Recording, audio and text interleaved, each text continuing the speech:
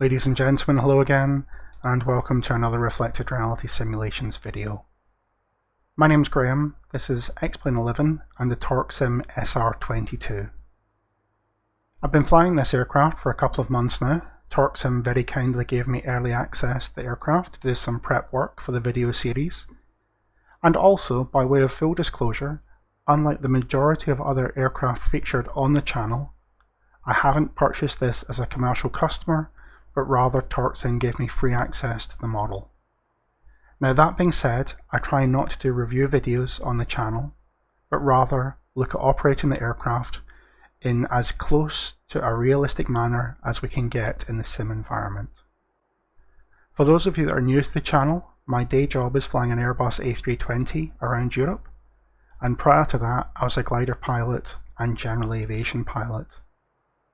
My general aviation experience is largely on lower performance, older aircraft, so I'm keen to look at the SR22 and get a feeling for what a modern piston single is capable of.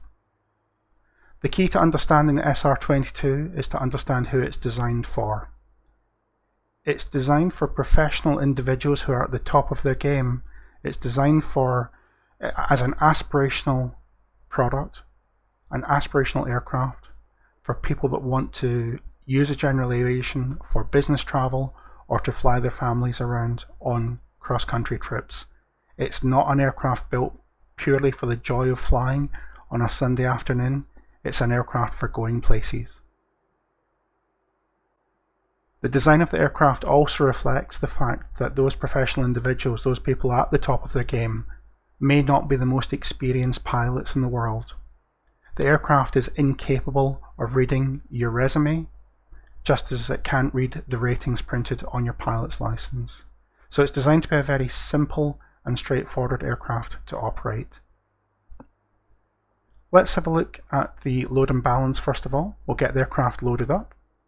I'm going to put 3 passengers, or pilot and 2 passengers. Fuel to the tabs position, that's 30 gallons on each side, and we're already roughly at the weight limit of the aircraft.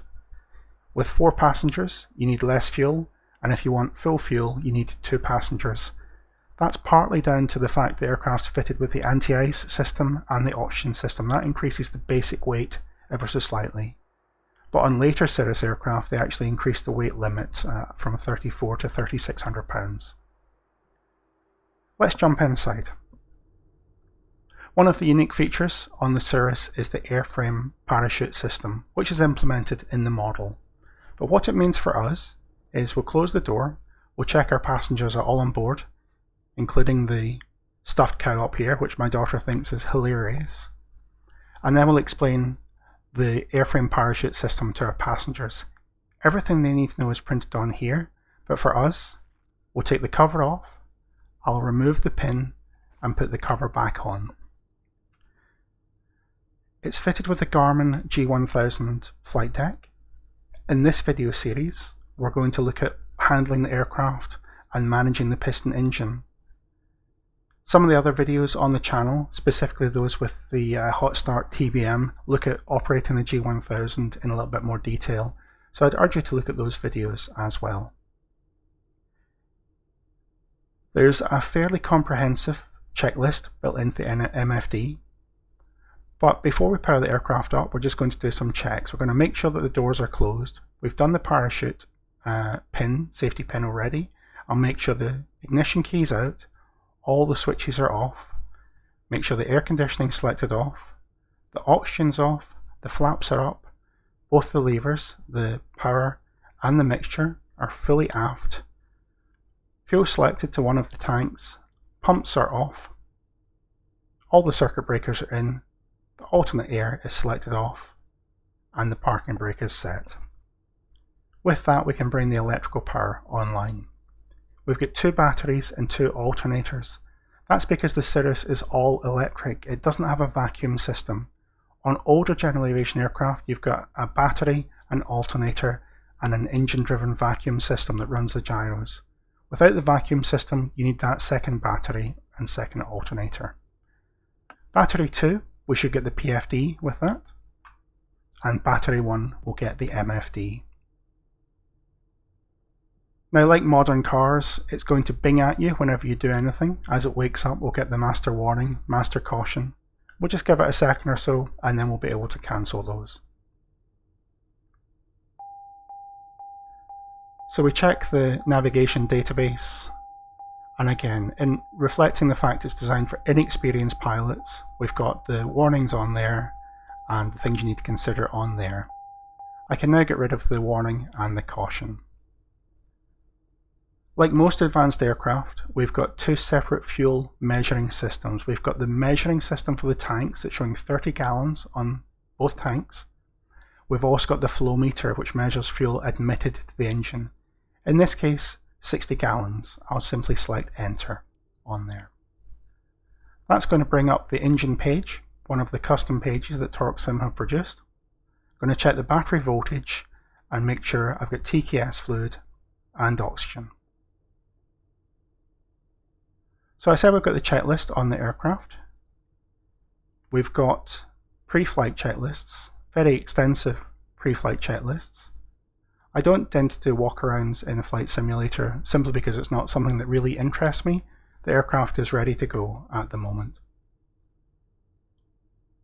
So unlike a turbine aircraft, a piston engine needs warm-up time. It needs time to get all the engine components up to operating temperature. Also, we don't have any external power supply available, so we need to start the engine first, let it warm up, and then we'll do the rest of the pre-flight setup. So I'm going to do the before starting engine checklist. The pre-flight inspection is complete, weight and balance is within limits, emergency equipment is on board, passengers have been briefed, caps handle, safety pin, verify removed, we've done that. Seats, seat belts and harnesses, not relevant in a sim. Next checklist, and we're ready to start the engine. Now you'll notice straight away that the checklist is very extensive. It's not really a checklist, it's more of a to-do list to tell you how to operate the aircraft. But this is designed for that 50-hour pilot that's got other things on their mind. Maybe they're running late for their next business meeting. Maybe the weather's closing in around them and there's a tendency to rush. I'm employed as a professional pilot and my focus is always on operating the aircraft. But for an owner pilot in general aviation, those other stress factors can come into play. So the checklist is there to slow you down more than anything else, to make sure you're doing everything deliberately. Starting engines, external power, we don't have that available. Brakes hold, I've got the parking brake set, we would hold it on the toe brakes. Battery master switches are on, obviously because we've got the checklist available. Strobe lights on. Well, we don't have a beacon on the Cirrus. There's nobody parked close to us. It's not going to do any harm. We'll put the strobe lights on. Mixture comes full rich. It's just hidden under the propeller there.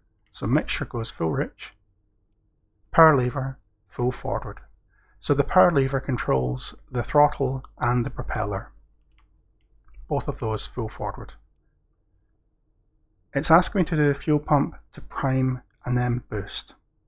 Now this is a fuel injected engine. This is the naturally aspirated aircraft.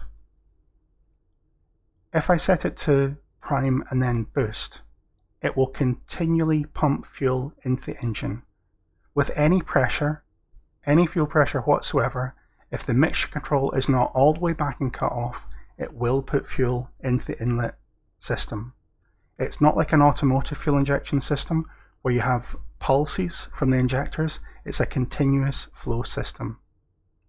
So we need to modify this ever so slightly for the simulator, simply because on the aircraft my left hand can use the key and my right hand can operate the switches, but I only have one mouse, so we're going to do this slightly out of sequence.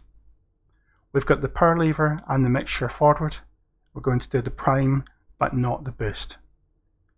It's about 15 degrees at the moment, so I'm just going to give it a couple of clicks of prime. 1, 2, and that's enough. We've primed it. I'm going to check the propeller area is clear, which it is. I'm going to bring the power lever back till it's open 1/4 of an inch, around about there. Now, I'm going to put the boost pump on and go straight to engine start. So by leaving the boost pump off at the moment, I'm making sure I'm not flooding the engine. And we're doing this in slow time to talk through it. So I'm going to put the key to both. I'm going to boost and start. The engine starts. I check for 1000 RPM. I check the oil pressure's coming up. And I go back to 1000 RPM. Oil pressure's good. So engine's running, we've got 1000 RPM, oil pressure's checked. Before I go any further, I'm just going to lean the mixture ever so slightly. That's to help the engine warm up and to prevent spark plug fouling. Alternator master switch is on, alternator 1 and alternator 2 come on.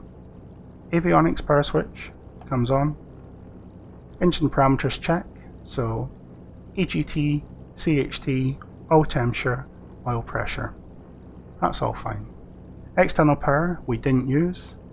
Ammeter indication we're charging at +4 amps. That's the starting engine checklist complete, and now it says we're ready to taxi. Well, obviously we need to set the aircraft up. Notice that alternator 2 is captioned at the moment. That's because that alternator doesn't kick in until a slightly higher RPM. So I'll remove the warning and then we'll come on to the flight plan page. So we're at John Wayne Airport in SoCal and we're going to fly up the Grand Canyon. Let's get the flight plan loaded. I'm going to go from KSNA to KGCN.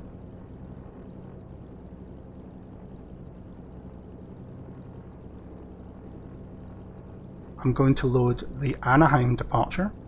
So I'm going to select the departure, and it's the Anaheim 1 departure via Hector. If we look at that on the chart,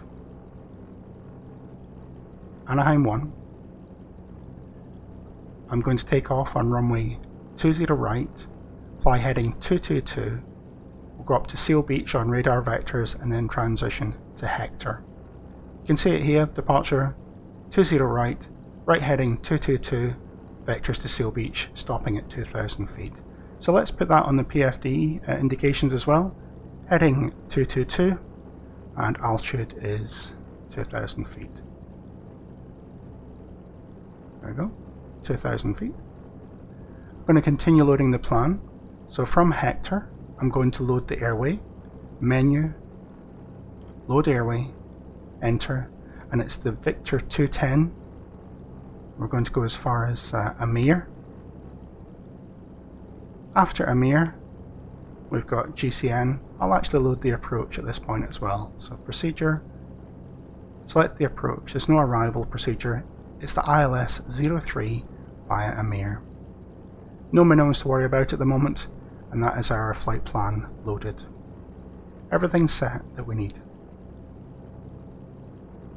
I tend not to use the MFD map simply because it's I find the engine page more interesting. TorqueSim have done an overlay of the engine pages, so sometimes you'll find that it gets a little bit out of sync. I know they are working to improve it. You see at the moment it's showing system, which is the default page rather than the engine page. If that happens, simply push and hold clear, you'll get engine back and you get the engine page there. I'll also set up my PFD, so my inset, I like to declutter that to level 3, turn off the topo maps, put the terrain and the weather. I like to have my DME, my nav radio and my GPS pointer loaded. CDI is already set to GPS, DME is reading nav 1, that's fine. Transponder, it'll be an IFR clearance. I've already got the code. I'm going to put the transponder onto alt at the moment. For the past 5 years it's been a recommendation that you always have the transponder running on the movement area of the airfield. It used to be that we'd taxi out with the transponder selected off and only turn it on when we got to the departure runway. But now with ground movement radar and ADS-B and TCAS equipped aircraft, it makes more sense to have your transponder on whenever you're moving on the ground. So if my engine's running, I really want the transponder to be on. Nothing else to worry about on the PFD. We've got 2000 there, 222 set. And I think with that, we're more or less ready to taxi. I'll put the air conditioner on, make sure the temperature is pleasant, and we'll go back and check out the checklist. So before taxiing and taxiing, flaps set to up, they are set to up. Radios and avionics, that's my point here to check that my transponder is on alt. The nav radios set correctly, and comm radios we don't need to worry about today. Cabin heat and defrost, yeah, that's fine. And fuel selector, switch tanks. The reason we do that is we started on the left tank, so by switching to the right tank, I'm going to verify that I can successfully feed fuel from both tanks. That checklist is complete. We'd ask air traffic for permission to taxi out the run-up area, and then off we go. Now this is one of the items on the checklist. The checklist I find very wordy, not particularly to my taste. Having a checklist item that says parking brake disengage, well, to be honest, that's how to fly an airplane. Nobody's ever managed to taxi really with a parking brake set, so it shouldn't really be a checklist item. But on the taxi out, we're going to check the brakes, the Hsi orientation, so make sure that this device turns here. We're going to check the attitude gyro, make sure the horizon stays level here, and the turn coordinator. And a left turn, I want my slip ball to be out to the right on both instruments, and on a right turn I want it to be out to the left on both instruments. So we'll do those as we taxi out. Check left, check right. It's okay to taxi with the mixture leaned, power back to idle, brakes off, and off we go. Very quick check on the brakes, and we're good. Now the Cirrus doesn't have nose wheel steering. Instead you've got differential braking if you need it. I only fly with a twist grip on the joystick, so when you get to full rudder or partial rudder deflection, it will apply the correct brake automatically. It does mean taxiing can be slightly jerky, but if you use rudder pedals with toe brakes, it should be a lot less of an issue for you. It actually helps to taxi just a little bit faster than you would normally, and then it seems to settle down. If you taxi at low speeds, it can be a bit jerky. So taxiing out with the flaps up, that's fairly common for any propeller light aircraft. Prevents damage to the flap mechanism from any debris thrown up from the prop. I can see that my gyro is still level, the horizon indication is still level on both devices. My directional gyro has turned onto the correct heading, so that's all sensible, and the slip ball was out in the correct direction during the first turn. So we can see the run-up area on our right. It looks like a sensible place. That's just the bing as that number 2 alternator goes offline as I bring the power back. And note in the turn, the slip ball is out to the left.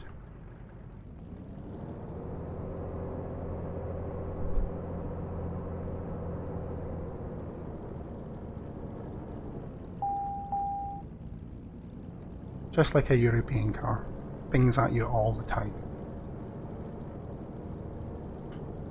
So let's come to a halt, set the parking brake, reset 1000 RPM, and we'll just double check we did everything on there. Obviously the parking brake, we checked the brakes, we checked the HSI, the gyro, and the turn coordinator. So the taxiing checklist is complete. We're going to do the before takeoff checklist at this point here. So we're going to check the doors are latched on both sides. Caps handle, verify pin removed. Yep, we've done that already. Seatbelts and harnesses, check. Air conditioner as desired. Now this is another item that you think, why is this on the checklist? It might be because they want you to focus on flying the aircraft when you're airborne. So the last thing you want to do is get airborne and at 500 feet feel a little bit hot and then remember you haven't switched your air conditioner on. So that's probably why it's in the checklist here, but it seems a non-safety related item, so it probably shouldn't be in a checklist. Fuel quantity confirm, we've got 30 gallons on both sides indicated on the gauge and the screen. Fuel selector on the fullest tank, the right tank's fine for that. Fuel pump, it is set to boost. Mixture as required. So I'm at a sea level airfield, I'm going to put the mixture full rich now.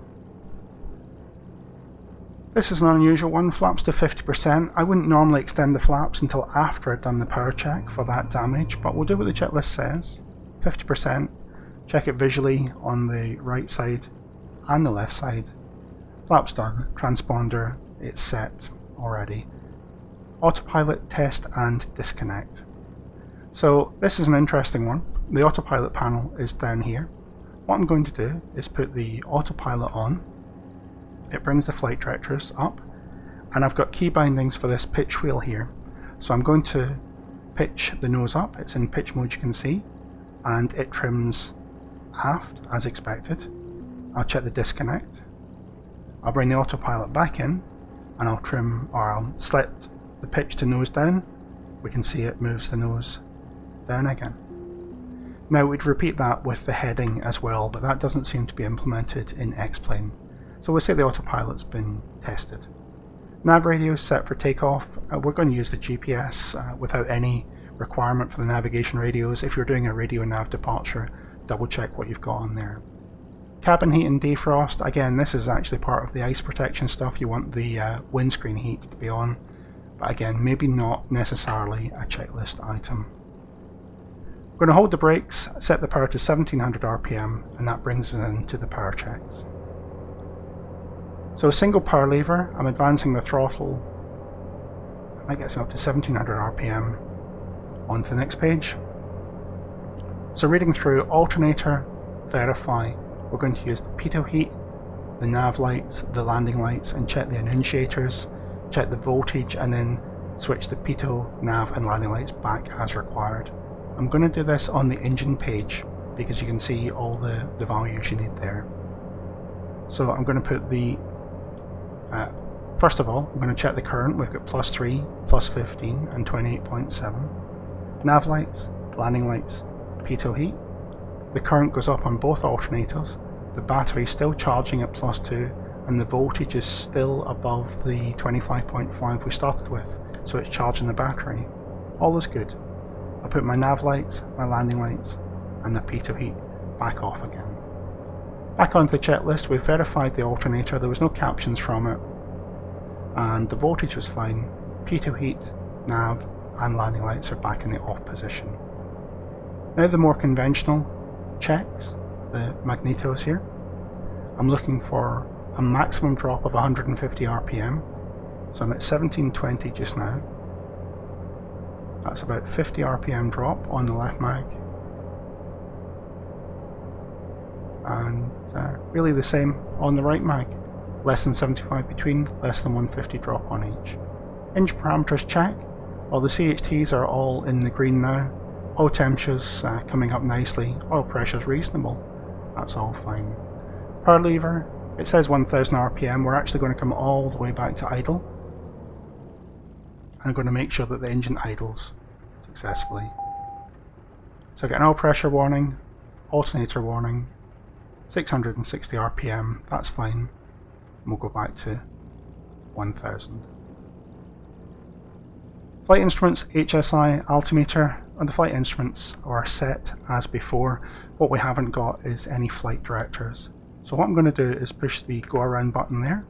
That gets me the go around target of 7.5 degrees, go around and go around with the flight directors. Reason for doing that is I plan to use the autopilot soon after departure. If I'm going to use the autopilot, I want to take off with the flight directors enabled. If I'm planning just to fly it around, I'll not bother with the flight directors. Flight controls.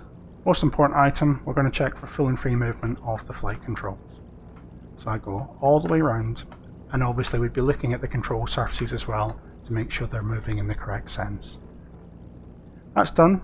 The trim indicator is the next item. You can see it just down here. You can see the takeoff range. So I'm going to put the pitch trim in the middle of the takeoff range. Autopilot disconnect, we check that it's only showing the flight director up there. That's the before takeoff check complete. The next thing we can do is go into the flight checklist and the normal takeoff. Having finished the checks, I'm going to bring the mixture back to a leaner position, ask air traffic for permission to taxi to runway, idle power, brake off, and taxi out.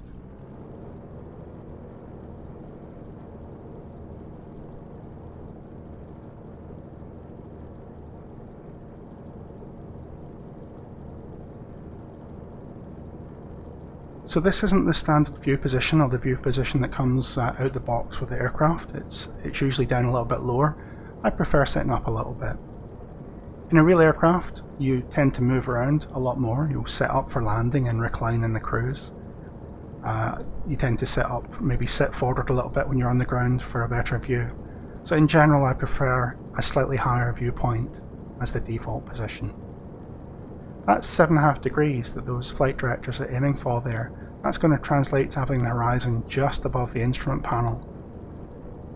It's quite sensitive in pitch, this aircraft. If you're trying to fly it purely on the flight directors, you'll find that it's very pitchy. So I tend to fly it by looking out the window. Because the autopilot controller is down beside the throttle, it's difficult to use with a mouse when you're flying the aircraft. So I've got some key bindings. I've got a joystick button to put the autopilot on. That's just the alternator again. A button to put the autopilot on, a button to engage heading mode, and a button to engage flight level change or IAS hold. The reason I've got a button for heading and not nav is if I was going to use nav mode, I could engage it on the ground, but for heading mode, I'm only going to engage it when I'm airborne.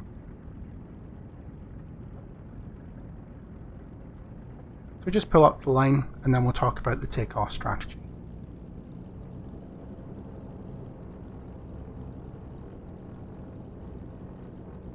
So 20 right is the first runway to expect there.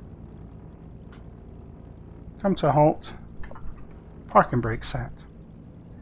Now for the takeoff, it's saying here that we're going to rotate smoothly at 70 to 73. It's not really a rotation on the Cirrus, it's more of a pressure to get the nose up.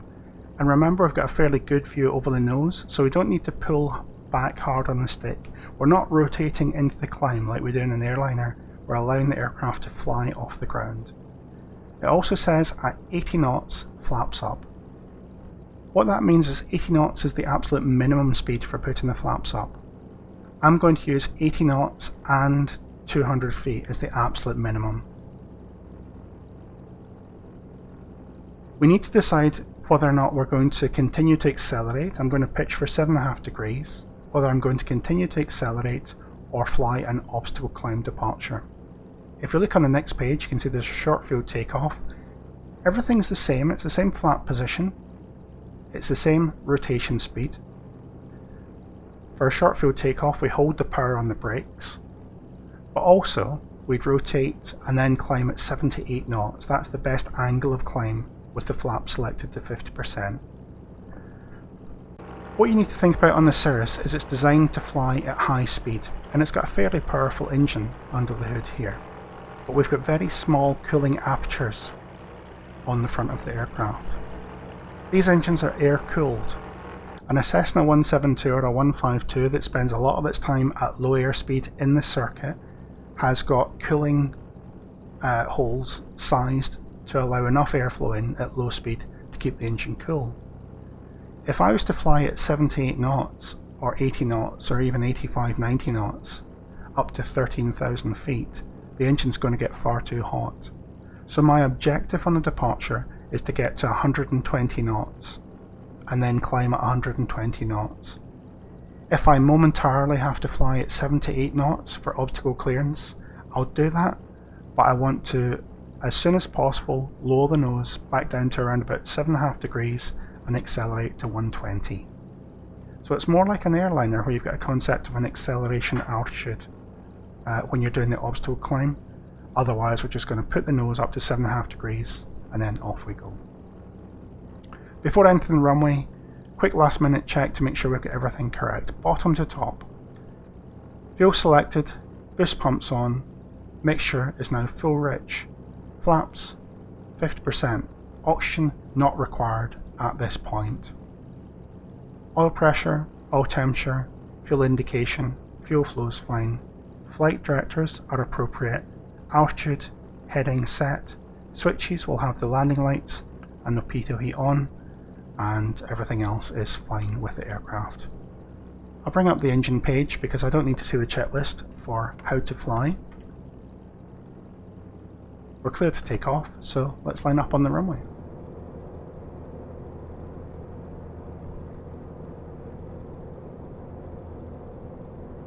You'll hear the RPM increase to 2500. I'll continue to push the power lever forwards, and then it'll increase to 2700 RPM.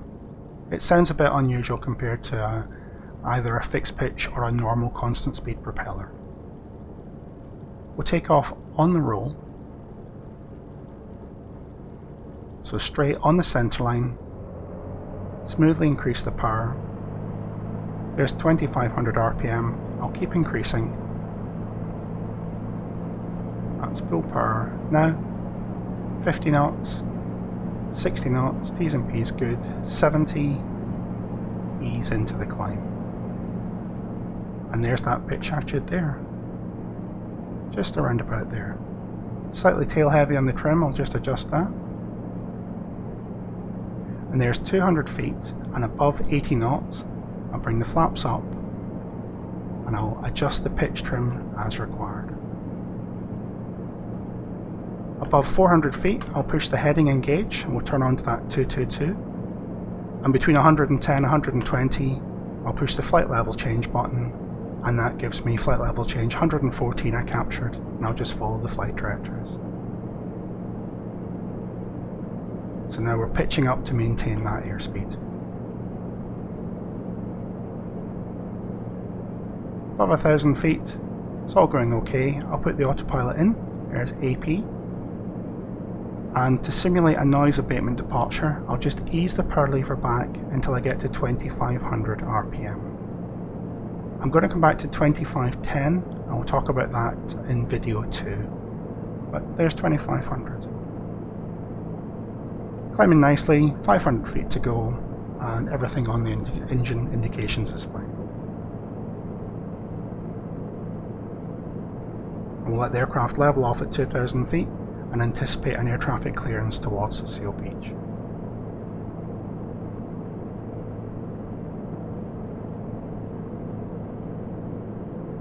So, capture, alt 2000, and the speed's increasing. So hopefully air traffic gives us that Seal Beach. I'll get the flight plan page here. Let me do that again. I'll get the flight plan page, Seal Beach, direct, enter, and then I'll put the autopilot into nav, and I'll also put the yaw damper on.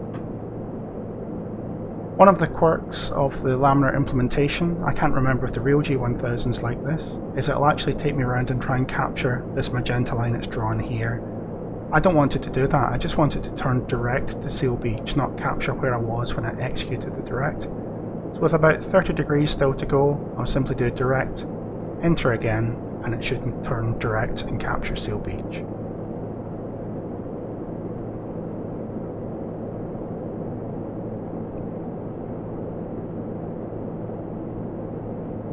Now that we're wings level, I'll push the heading knob to bring the heading target up, and I'll anticipate air traffic giving us a climb up to 5,000 feet. So 5,000 here, what I could do is simply select IS mode and pitch up, but that would generate a very rapid rate of climb, a climb rate that I don't really need. Instead I'll use VS, and I'll pitch to 1,000 feet a minute. Again, I've got a keystroke for that pitch knob there. There's 1000. The speed will wash back. When it gets back to 120 knots or so, I'll change back over to flight level change. The Cirrus instructors will strongly recommend using IS mode for all climbs, but the VS mode's there to be used as well. It's important to remember in VS mode you must constantly monitor what the aircraft is doing. Flight level change or IS will speed protect you. If you enter an area of sink, for example, it will lower the nose to maintain airspeed, whereas vertical speed, it will hold 1,000 feet a minute at the expense of airspeed, so you always have to keep a close eye on it.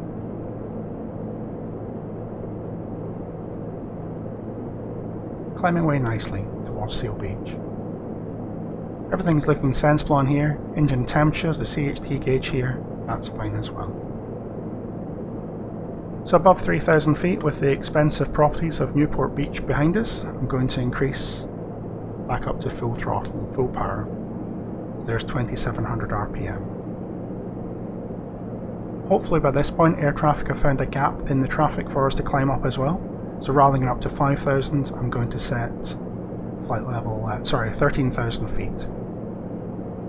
So there's 130, and with that I will put it into IAS mode, and then we'll change the speed from 130 whatever it was to 120, and you can see it'll pitch up to capture that speed. If I'd gone from 170 knots to 120, we'd have got about 2,500–3,000 feet a minute for a 3,000 foot climb. It wouldn't really be great for passenger comfort. Now this is the naturally aspirated version of the aircraft. That means we've got to monitor the mixture all the way through the climb. And it's one of the most interesting parts of this aircraft. The engine monitoring, the engine modelling is really quite good on here. We'll talk about it extensively in video 2, but what we need to look at the moment is the fuel flow gauge. The fuel flow gauge is an indication of what the mixture setting is. I've got key bindings for the mixture. Now note that my fuel flow is outside the green band. You might think that's a problem. In actual fact, the top of the green band is the minimum fuel flow for the climb. So anything in this darker area here, that's fine. I don't necessarily think the green band is a good indication, but watch my power here. As I reduce the fuel flow till I get to the top of the green band, I get more power. The reason we put more fuel in is to help keep the engine cool. Now I'm running at the best power setting. You'll see the EGTs are increasing and the CHTs are increasing. EGT is exhaust gas temperature and CHT is cylinder head temperature. The EGT responds more or less straight away to a fuel flow change. The CHT is a long-term indication. It takes a bit longer to change. So we'll use the EGT to set and the CHT to monitor. Just approaching Seal Beach and it's going to turn on track to Paradise. The green band will always show you the best fuel flow for full power. So we've got to have the power lever fully forward and 2700 RPM. As we increase in altitude, the outside air pressure drops off, so we have to reduce the fuel flow as we climb as well. Now that's not the same on the turbo normalized version. I'll look at that in the 4th video or the 5th video in the series. But we can see the green band is reducing as we climb, so I'm going to constantly nudge the fuel flow back. I need to keep an eye on my CHTs. 380 is the maximum I want to accept. At 380 I can maybe lower the nose, so I'm going to go down to increase to 130 knots. That gives me more airflow through the cooling apertures in the front, but that may not be enough to keep the temperature under control. See, it's still increasing. So if I want to cool the engine further, I've got to use the fuel to do it. I'm going to move the mixture lever further forward. The fuel flow will increase, and you'll see the EGTs are dropping, so the CHTs should drop as well. So we're using fuel to cool the engine. The excess fuel changes the nature of the combustion event inside the cylinders and helps cool them down. So we've increased the fuel flow to reduce the CHT. Above 7,000 feet and climbing up to 13, I'm going to turn the oxygen system on. So oxygen comes on, and in here is the flow regulator. I'm going to set it to 13 on the oxy side. We're simulating a cannula, which is 2 little tubes that go up your nose rather than a mask. If it was the mask, I'd need to set on the right hand side. With the oxygen conservation system, the cannula, I can use the scale on the left hand side. Different countries have got different rules about altitude you need to use oxygen at. In the US, I've spent a fair bit of time up at 10,000 feet without oxygen, and after an hour and a half, 2 hours, it's not so pleasant. It's, you know, you go up there for for better temperatures, better air temperatures in the desert, and also stronger tailwinds. But physiologically, it's not great. So having oxygen would be really useful. We can see that having climbed, the green band's dropped off even further. I'm going to try reducing the fuel flow ever so slightly, and I'm going to gradually dial that speed back to 120 just to help us climb. So this is the area where the turbo-normalized aircraft does a lot better because it maintains sea level power up to a much higher altitude. We're really limited, we're still at full throttle and I'm only getting 77% power. And we have to keep the CHTs in the scan. -2 degrees outside, little layer of cloud to go through. To be honest, looking at that cloud, it probably wouldn't make ice on the aircraft, but we'll have a look at the ice protection system as well. It's a fluid system, it pumps fluid out the leading edges of the wings here. It's controlled by this switch, and you can confirm it on this panel here. So ice protection comes on, and we've got 2 hours and 29 minutes of fluid left, which at the current speed is about 339 miles. Any general aviation aircraft, any light aircraft with ice protection, the ice protection is there to get you up through the icing layer and down through the icing layer, or maybe at lower levels in a very light icing layer you can continue flight, but it's not intended for prolonged flight in extensive icing conditions. Okay, it's very limited in the protection you have available. If you start to make more ice, you can increase the flow from normal to high. In extreme cases, you click the button here and you'll get 2 minutes of maximum flow. You've also got a backup pump here, which will just pump more fluid out. But normal flow on is really what we need. We're going to run the ice protection system prior to entering ice, and we're going to leave it on until we're through the icing conditions. Temperatures are still fine, so I'm going to continue to lean back to the top of the green band now. As we get higher, the engine isn't able to make as much power. Not making as much power, not making as much heat, so we can be a bit more aggressive with our leaning now. Coming through 10,000 feet, I'll switch off the landing lights, and all is well, routing out towards paradise here.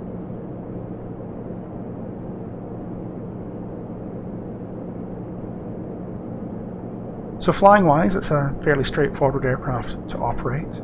The electrical system is fairly complicated on the Cirrus, but if you stay on top of the fuel flow, that's 90% of the flying challenge taken care of. CHTs and fuel flow and understanding the mixture is what the SR22 is about.